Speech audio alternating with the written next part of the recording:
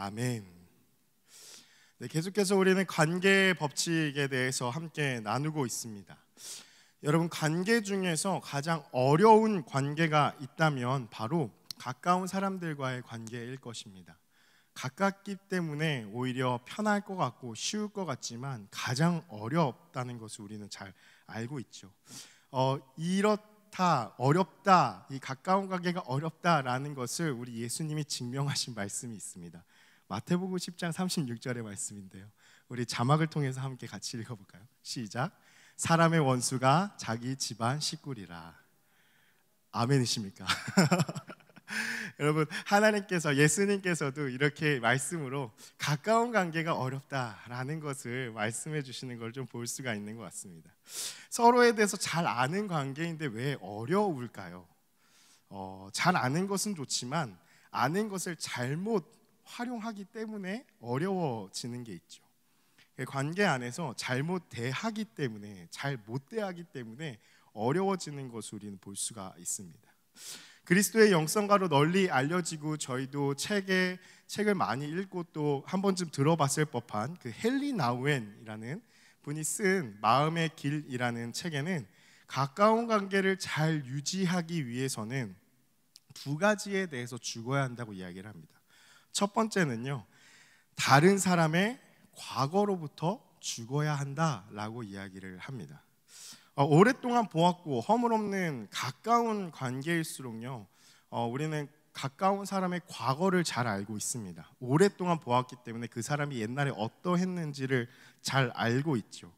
그래서 나의 상처와 또 좋지 않은 어떤 과거의 모습들을 알고 있기 때문에 실수할 수도 있고 넘어진 그런 과거에 대해서 나는 그것을 좀 부단히 극복하려고 노력을 하고 기억하지 않으려고 하는데, 상대방이 그 치부를 알고서 자꾸 그 과거의 틀로 나를 바라보고 평가를 한다면 우리는 관계가 이제 좀 깨어지게 되는 경우가 있다라는 것을 볼 수 있습니다. 혹은 상대방이 그렇게 나에게 상처와 아픔을 준, 그 상대방이 직접적으로 나에게 상처와 아픔을 주었다면 그 기억들로 인해서 그 사람과 계속해서 좋은 관계는 유지하기가 어렵습니다. 왜냐하면 자꾸 과거의 그 일이 떠오르기 때문에 그 사람을 변화된 모습으로 바라보지 못하기 때문이죠. 그리고 두 번째는 다른 사람을 향한 분노로부터 죽어야 한다라고 이야기를 합니다. 사람이 상처를 받는 관계는요, 잘 생각해 보시면 잘 모르거나 별로 친하지 않는 사람들한테는 상처를 받지 않습니다. 사이가 멀기 때문에 누가 나한테 잘 모르는데 어떤 안 좋은 얘기를 하고 뭐 나한테 뭐라 하면 별꼴이야 이러면서 그냥 넘기게 되죠. 근데 상대가 가까운 사람이라면, 관계가 가까운 사람이라면 나에 대해서 안 좋은 소리를 한마디라도 하면 그것이 마음에 깊이 새겨지고 그 상처의 골이 넓어지게 된다는 것을 볼 수 있습니다. 그래서 우리는 마음에 분노라는 게 생기죠. 그래서 상대방에게 이렇게 직접적으로 비난을 당하거나 공격을 당할 때 또 이제 그 분노라는 것이 올라오죠. 그렇지만 또 어떨 때 분노가 올라오는지 아십니까? 어떨 때 올라오냐면 상대방은 아무것도 하지 않았습니다.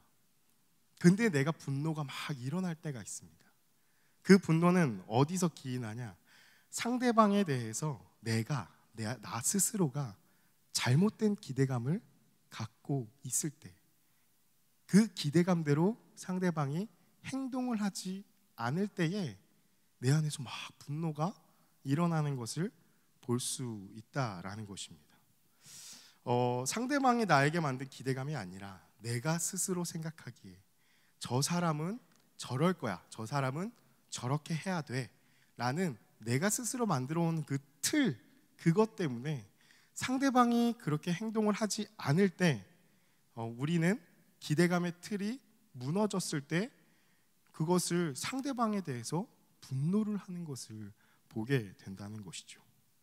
여러분, 이러한 내가 원하는 대로 행동하지 않고 기대감을 충족을 못 시켰을 때 그 사람을 향해서 분노를 하는, 그래서 이러한 상대방을 향한 분노에서 우리는 죽어야지 이 헨리 나우엔은 바른 관계를 유지할 수 있다라는 것을 이야기하고 있습니다. 오늘 성경을 보면요, 이 성경에도 본인 스스로가 만들어 놓은 그 기대감이 무너짐으로 인해서 분노하는 상황이 발생된다는 것이죠. 말씀을 통해서 우리가 분노하는 이유에 대해 구체적으로 좀 살펴보면요, 본문 3절과 4절의 말씀을 보면 가인과 아벨이 각각 자신의 소산대로 여호와 하나님 앞에 제사를 드렸죠. 그래서 여호와 하나님 앞에 제사를 드렸는데, 그러나 아벨의 제물은 아벨의 그 제사는 하나님께서 받으셨지만 가인의 제물, 가인의 제사는 하나님께서 받지 않으십니다. 그것을 확인하고 본 가인이 하나님 앞에서 몹시 분하고 안색이 변하며 화를 내는 것을 볼 수가 있습니다. 5절 말씀 우리 같이 함께 다시 한번 읽어보기 원합니다. 함께 읽겠습니다. 가인과 그의 제물은 받지 아니하신지라 가인이 몹시 분하여 안색이 변하니. 여러분, 가인은 여호와께서 자신의 제물을 받지 않으신 것 때문에 몹시 화를 내면서 분내는 것을 볼 수가 있습니다. 우리가 무심코 들 수 있는, 성경을 보면서 들 수 있는 생각인데요, 무심코 우리가 들 수 있는 생각은 무엇이냐면 당연히 가인의 제물을 받지 않으셨기 때문에 가인이 화를 낼 이유가 된다. 충분히 화낼 수 있지. 하나님이 받지 않으셨으니까 마음이 힘들지 않겠어? 화를 낼 수도 있지 라고 생각할 수 있습니다. 여러분, 그러나 잘 생각해 보시면요, 제사라는 것은 곧 오늘날의 예배이죠. 예배는 곧 하나님과의 관계를 의미합니다. 그 관계는 일방적인 것이 아니라 쌍방이죠. 서로 존중하고 상호 간에 소통이 일어나야 하는 것이 바로 관계의 핵심이라는 것을 우리는 지난 몇 주간에 걸쳐서 계속해서 확인하고 보았습니다. 가인이 하나님과 진정으로 관계를 맺고 있었다면, 자신의 제물을 받지 않았다는 것에 대해서 그것을 알고 가인이 먼저 취해야 될 태도와 자세가 있다면, 그것은 몹시 분하여 안색이 변하는 것이 아니라 정상적인 관계라면 하나님과의 나와 관계 안에서 무엇이 문제가 있나? 라는 원인을 한번 생각해 볼 것입니다. 하나님이 받지 않으셨다, 이것 때문에 갑자기 분하고 안색이 변하는 것이 아니라 하나님 왜 안 받으셨을까? 뭐가 문제일까?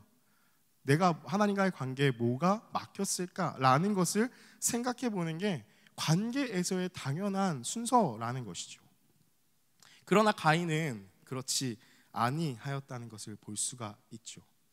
여러분, 사회적으로 분노 조절 장애라는 것이 이슈가 됩니다. 코로나 상황을 지나면서 더욱더 큰 이슈로 계속해서 자리 잡고 연일 뉴스에 그러한 사건들이 보도되고 있죠. 어제 오늘 기사를 보면서 또한 마음 아픈 하나의 소식이 있었습니다. 여자친구와 헤어진 남자가 그 분함을 참지 못해서, 화를 참지 못해서 여자친구의 그 집을 찾아가서 어머니가 있는 상황에서도 무참하게 살해를 한 그러한 기사가 한번 뉴스에 났었습니다. 여러분, 그렇게 우리가 살고 있는 이 시대는 사람들의 마음이 고장난 시대입니다. 감정을 컨트롤하지 못합니다. 감정 조절의 장치들이 다 고장나 있는 시대로 우리는 지금 살아가고 있습니다. 사람과 사람과의 사이 안에서 넘어서면 안 되는 선이 있는데 그냥 그것을 넘어버리는 시대 가운데 우리는 살아가고 있는 것을 볼 수가 있습니다. 감정에 대한 이해가 부족하죠. 가인과 같다라는 것입니다. 가인이 취해야 하는 그 행동은 내가 상대방을 향해서 말과 행동을 하였을 때에 반응이 좋지 않으면 내가 말실수를 했나? 내가 행동을 잘못했나? 라고 먼저 생각이 드는 게 바른 관계에서의 반응이라는 것이죠. 그러나 상대방의 반응으로 인해서 불편함이라는 감정이 생기고 그 불편함이라는 감정 안에서 이것을 한 번 더 돌이켜서 생각하지 않고 그냥 바로 분냄이라는, 화를 내는 그런 감정으로 확 치우쳐 버렸다라는 것입니다. 사랑하는 여러분, 화가 나는 우리의 감정 안에는 이러한 단계가 존재합니다. 처음부터 막 화를 내지 않습니다. 처음에 뭔가 불편한 것이 있습니다. 아, 이거 좀 뭐가 그런데? 라는 감정에 불편한 것이 먼저 떠오르고 그것이 점점점 계속해서 해결되지 않는다면 그것이 화로 발전하게 되는 것이지, 어떠한 상황이 마음에 들지 않은 상황이 있을 때 바로 화를 내지는 않습니다. 그 마음에 불편함이라는 감정이 먼저 든다라는 것이죠. 그러나 가인은 불편함이라는 마음이 바로 화로 옮겨졌다라는 것을 볼 수가 있죠. 그것도 몹시 화가 나 있다라는 것입니다. 여러분, 왜 그런 것일까요? 자신의 제사는 하나님이 당연히 받으셔야 하고 기뻐하셔야 하고 나의 제사를 하나님이 좋아하실 것이라는 가인 스스로가 설정해 놓은 하나님을 향한 기대감이 있었기 때문입니다. 그러나 그 기대감이 무너지자 가인의 마음이 화가 나기 시작했다라는 것이죠. 하나님과의 관계에 초점을 맞춰야 하는 그 제사가 동생의 제물은 받으시고 나는 내 제사는 받으시지 않았다는 비교 의식으로 전환이 되면서 그 분노가 일어났다라는 것을 볼 수가 있습니다. 사랑하는 여러분, 우리가 분노가 일어날 때 잘 살펴야 하는 것이 있다면 바로 분노의 원인을 파악해야 하는 것이 정말 중요하다라는 것입니다. 여러분, 그 분노의 원인을 어디 있느냐? 첫 번째는요, 분노의 원인은 인정받지 못한 마음의 상처에 있다라는 것입니다. 왜 분노가 일어나는가? 그것을 잘 살펴본다면 인정받지 못한 마음의 상처가 있기 때문에 분노가 일어난다라는 것을 볼 수가 있습니다. 여러분, 인정받고 싶어하는 것은 나쁜 것이 아닙니다. 사람의 당연한 욕구입니다. 욕망입니다. 왜냐하면 찬양받기 원하시는 그 하나님의 형상 우리가 닮았기 때문에 우리도 인정받고 싶고 칭찬받고 싶은 그러한 마음이 있는 게 당연합니다. 가인도 인정받고 싶은 마음이 있었습니다. 그런데 그 마음이 충족되지 못하였다는 것이죠. 그러나 가인이 그렇다고 잘했느냐? 그렇지 않죠. 가인은 자신의 방법으로 하나님께 인정을 받으려고 했던 그것이 잘못되었다라는 것입니다. 하나님께 예배를 드리는 것에 자신의 생각을 따라 자신의 방식대로 일방적으로 행하였다는 것이죠. 가인은 이러한 생각과 방법으로 하나님께 제사를 지낸 것이 문제가 되었다는 것을 우리가 문맥을 통해서 또 히브리서의 말씀을 통해서 좀 살펴볼 수 있습니다. 3절과 4절의 그 문맥상의 원어의 의미를 살펴보면요, 아벨의 제사를 말하는 것과 가인의 제사를 말하는 것이 많이 차이가 나는 것을 볼 수가 있습니다. 아벨의 제사를요, 이렇게 해석할 수가 있는데요, 그는 자기 양떼의 첫 새끼 가운데서 가장 살찐 것을 드렸다라는 것을 아벨의 제사를 말하고 있는, 수식하고 있는 그러한 모습으로 볼 수가 있습니다. 그런데 대조적으로 가인의 제사는 간단하게 언급이 된 것을 볼 수가 있죠. 두 번째로는 히브리서의 말씀인데요, 히브리서 11장 4절에 가인과 아벨이 언급되는 본문을 통해서 알 수 있습니다. 우리 한번 말씀 같이 함께 읽어보도록 하겠습니다. 시작. 믿음으로 아벨은 가인보다 더 나은 제사를 하나님께 드림으로 의로운 자라 하시는 증거를 얻었으니 하나님이 그 예물에 대하여 증언하심이라. 그가 죽었으나 그 믿음으로써 지금도 말하느니라. 아벨의 제사가 가인보다 믿음으로 드렸다는 것이 분명하게 드러나는 말씀입니다. 여러분, 이 두 가지를 보았을 때 아벨의 제사의 초점은 하나님을 기쁘시게 하려고 최선을 다해서 하나님께 드리는 쌍방의 제사였다는 거죠. 그러나 가인의 제사는 의무를 수행하는 마음으로 마지못해 자신의 생각과 방법대로 일방적으로 초점을 맞춘 제사였다라는 것입니다. 사랑하는 여러분, 관계 안에서 제일 어리석은 사고 방식이 있습니다. 그것은 상호 간의 관계인 것인데 일방적으로 맺는 관계입니다. 내 방식대로, 내 생각대로, 나의 기대감대로 상대방이 움직이지 않는다고 분노하고 그 분노로 끝이 아니라 나를 인정해주지 않는다고, 그대로 받아들여주지 않는다고 생각하는 것, 내 감정의 소중함만 알고 상대방의 감정의 소중함은 알지 못하는 것, 그러한 관계의 열매는 어떻습니까? 비참해지는 결과가 나타난다는 것이죠. 관계는 일방적이 아니라 쌍방입니다. 분노가 일어날 때 우리는 우리 자신을 살펴보아야 합니다. 내가 설정한 잘못된 기대감이 있진 않은가? 그 기대감을 내려놓아야 합니다. 아까 말씀드렸다시피 예를 들어서 이런 사람은 이렇게 해야 돼, 저 사람은 저렇게 해야 돼 라고 내 스스로가 설정해 놓은 틀이 있다, 기대감이 있다라는 것이죠. 이것을 내려놔야 합니다. 내가 설정해 놓은 그 틀대로 상대방과 관계를 맺으면서 상대방이 그 틀대로 그 기대감대로 움직이기를 원하는 것은, 여러분, 그것은 통제욕입니다. 그 사람을 통제하고 싶어하는 마음입니다. 내 생각대로 그 사람을 움직이기 원하는 그러한 것이라는 거죠. 부모와 자식과의 관계 안에서 많이 일어나는 부분이지 않습니까? 어렸을 때는 통제하기가 쉽습니다. 그러나 커가면서는 통제하기가 어렵습니다. 저희 아들이 8살인데요 힘듭니다. 말을 안 듣습니다. 점점점 그렇게 된다라는 것이죠. 그런데 반대로 그 안에서 저는 저의 모습을 비춰옵니다. 내가 너무 통제하려고 하나? 내가 너무 내 마음대로 쟤한테 기대감을 갖고 내 마음대로 되지 않는다고 내가 화를 내고 있진 않은가? 라는 것을 생각해 보게 된다라는 것입니다. 가인이 지은 죄는 단순히 아우를 질투심에 죽인 것뿐만이 아닙니다. 이런 통제욕이 있었다라는 것이죠. 누구를 향해서? 하나님을 향해서. 하나님을 자기의 뜻대로, 내 마음대로 통제하고 싶은 그 마음, 정말 큰 죄악이라는 것입니다. 여러분, 두 번째 원인은 무엇이냐? 분노의 원인은 질투심에 있다라는 것입니다. 가인의 실수는 제사의 대상, 초점을 잘못 맞춘 것에 있죠.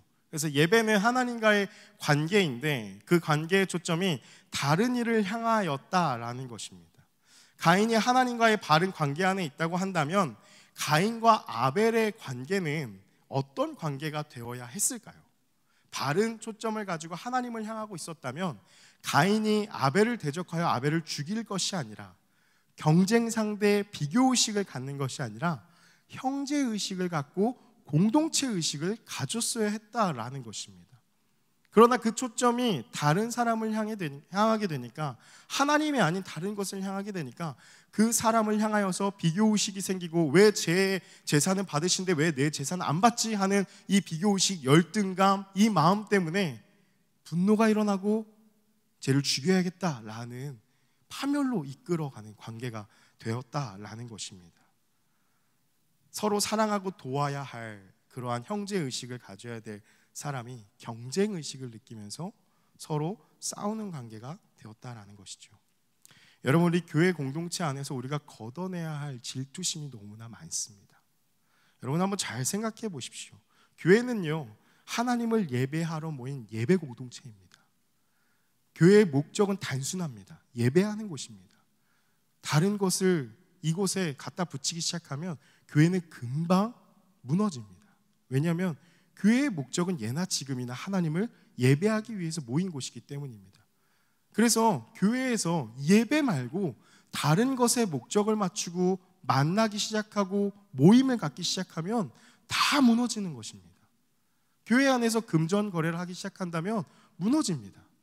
왜냐하면 예배하는 공동체이기 때문입니다. 교회는 예배하는 곳입니다.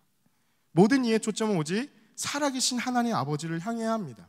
함께 자녀된 형제 자매를 사랑하고 격려하고 축복해야 하는 것이 바로 교회 공동체의 목적과 교회 공동체의 존재의 이유입니다. 여러분, 옆에 계신 분들을 한번 바라보시겠습니까? 앞뒤에 계신 분들도 한번 바라봐 보시고요. 여러분, 옆에 계신 분들은 경쟁자가 아닙니다. 여러분, 옆에 계신 분들은 주 안에 한 가족입니다. 한 형제, 한 자매가 예배 시간에 하나님을 향해서 막 손을 들고 찬양하고 큰 소리로 찬양하고 막 기도를 하다 보니까 내 감정이 격해지고 하나님께 너무 쏟아놓을 것이 많아서 내 기도의 소리가 너무 커지고, 그러한 형제 자매를 바라보면 우리는 한 형제요 자매요 형제의식과 공동체의식이 있는 사람으로서 어떻게 바라봐야 될까요?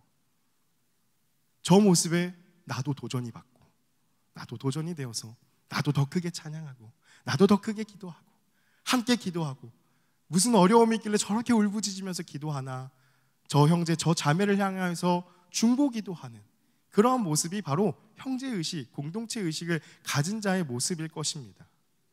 하나님과의 바른 관계 안에 있다면 그 찬양 소리에 나도 내 찬양 소리도 커지고 그 기도 소리에 내 기도 소리도 불붙는 것이 바로 교회 공동체의 이 예배 안의 아름다운 모습이죠. 여러분, 교회 섬김도 마찬가지입니다. 누군가 적극적으로 나섭니다. 굳은 일을 도맡아 합니다. 항상 어떤 교회 행사와 사역이 있을 때 항상 앞에서 열심히 합니다. 앞장서서 합니다. 늘 그 사람은 어느 곳에 있든지 있습니다. 그렇다면 그 형제와 그 자매를 바라볼 때 우리의 바른 관계, 형제의식이 있다면 우리는 어떤 마음을 가져야 합니까? 나도 저렇게 섬겨야겠다. 나도 저렇게 굳은 일을 해야겠다. 나도 저렇게 열심히 해야겠다. 나도 저렇게 봉사해야겠다 라는 마음이 드는 것이 바른 관계의 초점이라는 것입니다. 그러나 이 관계가 틀어져 있다면, 하나님을 향한 그 예배 공동체의 관계가 사람으로 향해 있다면 이러한 마음을 갖게 되죠.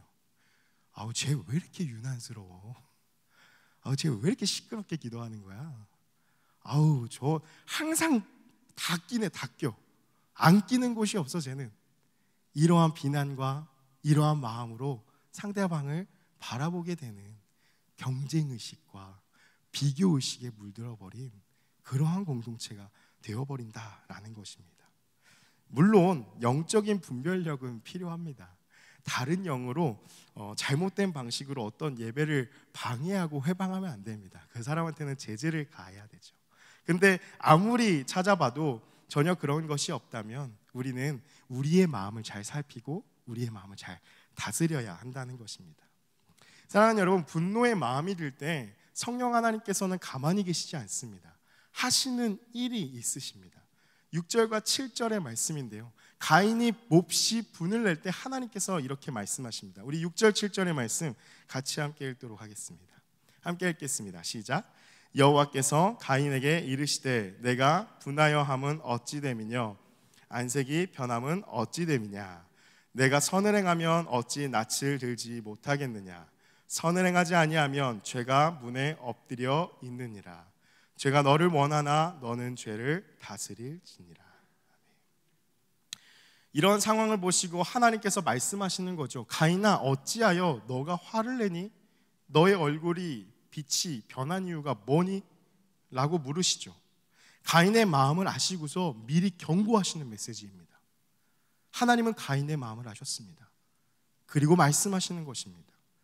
분노가 일어날 때, 화가 일어날 때 성령 하나님은 가만히 계시지 않습니다. 말씀하십니다. 너의 얼굴빛이 왜 변했니? 너 왜 울그락불그락하니? 너 지금 마음에 막 그 사람을 향해서 왜 화를 내고 있니? 라고 말씀하신다는 것이죠. 그러면서 가인에게 이렇게 말씀하시죠.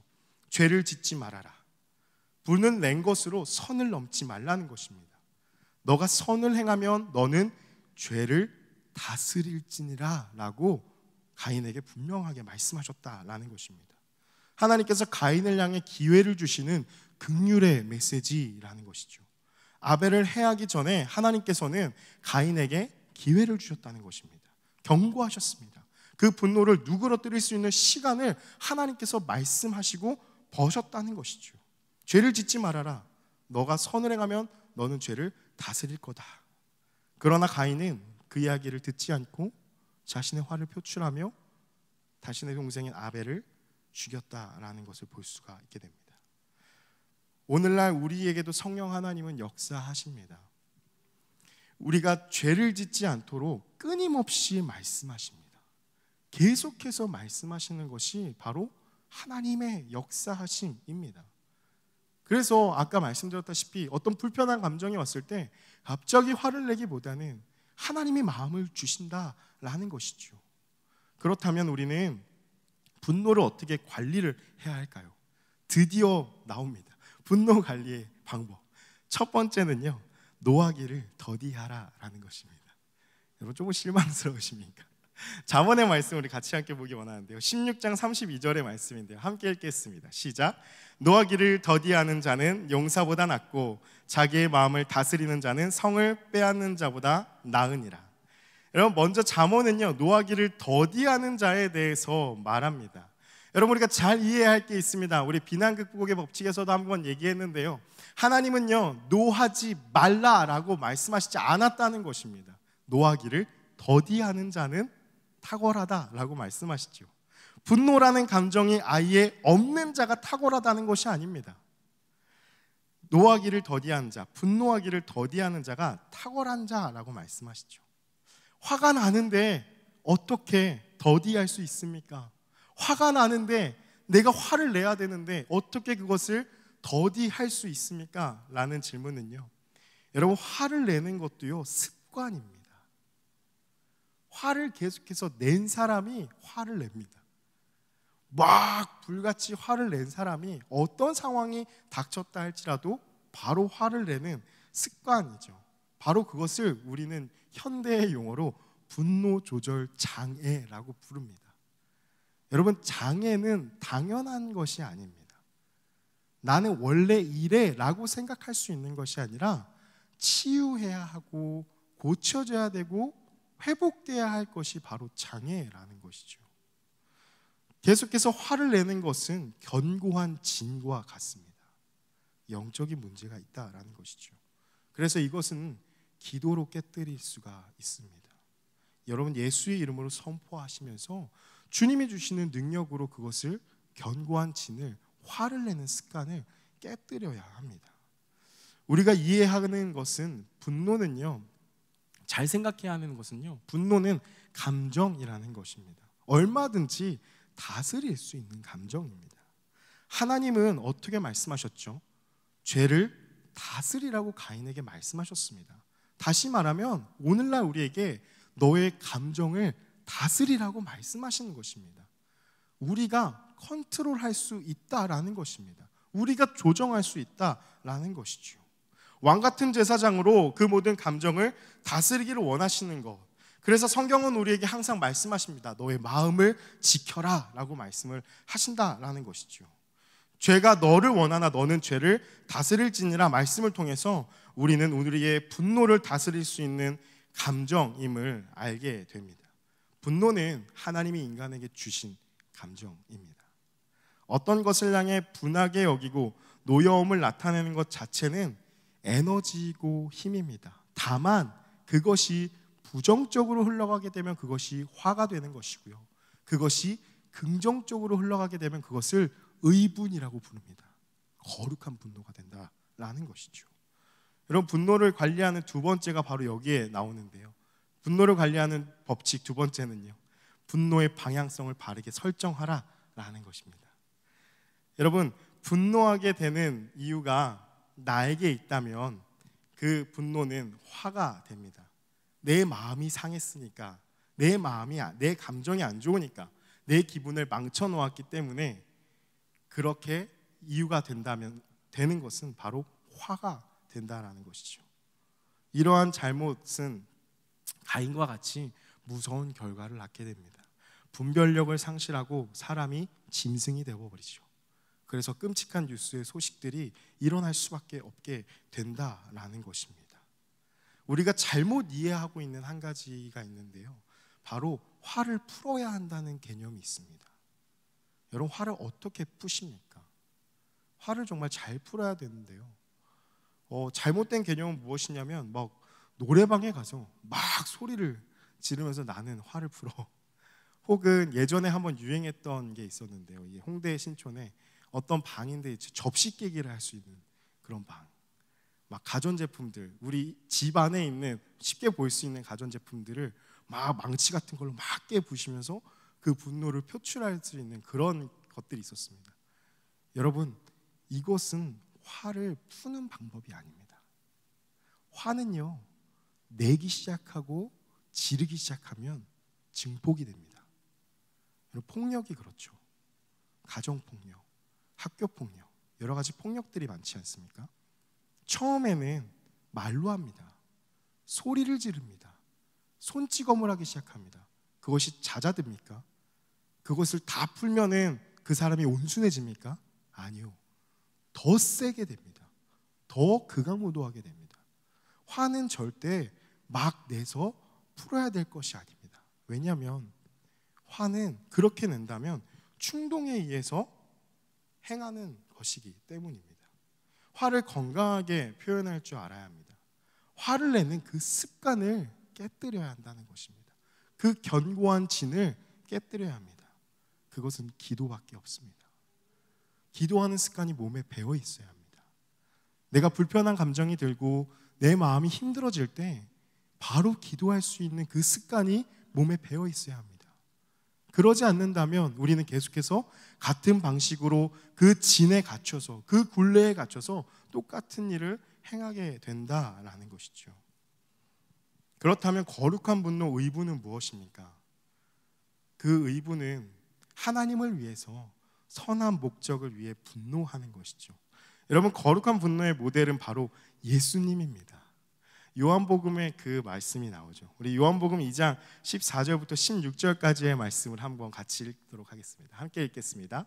성전 안에서 소와 양과 비둘기 파는 사람들과 돈 바꾸는 사람들이 앉아있는 것을 보시고 노끈으로 채찍을 만드사 양이나 소를 다 성전에서 내쫓으시고 돈 바꾸는 사람들의 돈을 쏟으시며 상을 엎으시고 비둘기 파는 사람들에게 이르시되 이것을 여기서 가져가라. 내 아버지의 집으로 장사하는 집을 만들지 말라 하시니. 예수님은요, 분을 참으신 분이 아니었다라는 것입니다. 여러분, 예수님은 분을 내셨습니다. 근데 그 분은 나의 감정과 내 마음에 못 참는 화가 아니라 하나님의 이름이 더럽혀졌기 때문에 그것 때문에 참지 못하는 거룩한 분노였다는 것입니다. 분내는 것은, 분노는 하나님께서 우리에게 주신 인간의 자연스러운 감정입니다. 에너지입니다. 힘입니다.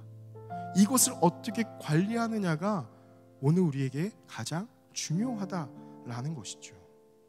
예수님의 거룩한 분노는, 예수님의 행동은 우리가 생각하는 분노, 화를 내는, 혈기를 부리는 것이 절대 아니었다는 거죠. 충동적이지 아니었습니다. 의도적이었습니다. 예수님의 중심이 아니라 아버지 중심이었습니다. 그래서 말씀하시지 않습니까? 내 아버지의 집을 어떻게 너희가 더럽히냐? 감히 너희가 아버지의 집을 더럽히냐? 내 아버지의 집이다 라는 것에 거룩한 분노로 예수님은 성전을 정화하셨다라는 것이죠. 사랑하는 성도 여러분, 여러분의 마음 가운데 어떠한 분노가 있으십니까? 여러분, 이 시간 그 분노를, 우리 마음을 잘 살펴보았으면 좋겠습니다. 예수님과 같이 우리가 품어야 할 분노는 거룩한 분노밖에 없습니다. 거룩한 분노는 하나님이 아파하시는 것에 나도 마음 아파하는 것이 거룩한 분노입니다. 하나님의 눈물이 맺힌 그곳에 나의 눈물도 그것을 바라보면서 우는 것이 거룩한 분노입니다. 주님이 민망히 여기시고 불쌍히 여기시고 긍휼히 여기시는 그 한 영혼에게 나의 눈도 그 영혼에게 초점을 맞추어서 그 영혼을 불쌍히 여기고 긍휼히 여기는 것, 그것이 우리가 가져야 할 거룩한 분노라는 것입니다. 여러분, 다윗이 하나님의 이름을 조롱하는 골리앗을 향해서 어떤 마음을 품었는지 기억하시지 않습니까? 다른 사람들은 골리앗의 외형적인 조건 때문에 벌벌 떨고 무서워하면서 내가 죽을까 봐 겁내할 때, 다윗은 체급으로 봤을 때는 비교도 안 되는 싸움입니다. 말도 안 되는 싸움이죠. 그러나 다윗이 화가 나게 된 한마디는 바로 골리앗이 만군의 여호와 하나님의 이름을 조롱했기 때문입니다. 그것 때문에 다윗은 화가 났습니다. 거룩한 분노가 일어났습니다. 어디 감히 내가 사랑하는 나의 아버지의 이름을 너가 더럽히냐? 하는 그 마음으로 다윗은 골리앗 앞에 당당히 싸워서 이긴 사실을 우리는 알고 있습니다. 사랑하는 여러분, 무너진 질서들을 바로 잡는 것, 그것이 거룩한 분노입니다. 우리 안에 거룩한 분노를 품는다면 오늘날 주님의 이름이 너무 많이 땅에 떨어져 있습니다. 목사로 살아가는 저도 너무나 민망하고 부족함을 많이 느끼고 너무 눈물을 흘리면서 저의 연약함을 바라보면서도 참 주님의 마음 아파시겠다라는 마음이 너무 많이 들 때가 많습니다. 이렇게 조롱당하고 있는 한국교회 현실 앞에 그리스도인이라면 그리스도인의 삶에 아파하시는 그 주님의 마음을 품어야 합니다. 주님이 주시는 거룩한 부담감을 우리는 품어야 됩니다. 우리 한 사람 한 사람의 삶이 그리스도인으로서 정말 주님의 향기가 나는, 예수의 아름다운 향기가 나는 그러한 삶을 살기 원하시는 그 주님의 마음을 품어야 합니다. 주님이 가신 그 길을, 그 십자가의 길을, 무시당한 길을, 휘둘려졌던 그 길을, 침뱉음 당하고 조롱 당하셨던 그 길을 주님 나도 걸어가겠습니다 라는 그 고백이 거룩한 분노입니다. 사랑하는 여러분, 우리 이 시간 그러한 마음으로 함께 기도하기 원합니다. 찬양하고 선포하고 기도할 때에 주님께서는 우리 안에 있는 그 화, 견고한 진을 다 깨트려 주실 것입니다. 우리 마음에 거룩한 분노, 거룩한 부담감으로 충만하게 채워줄 것입니다. 우리 이 시간 이 찬양의 고백을 함께 드리며 기도하기 원하는데요, 하나님 아버지의 마음이라는 찬양입니다. 아버지, 당신의 마음이 있는 곳에 나의 마음이 있기 원합니다. 아버지, 당신의 눈물이 고인 곳에 나의 눈물이 고이기 원합니다.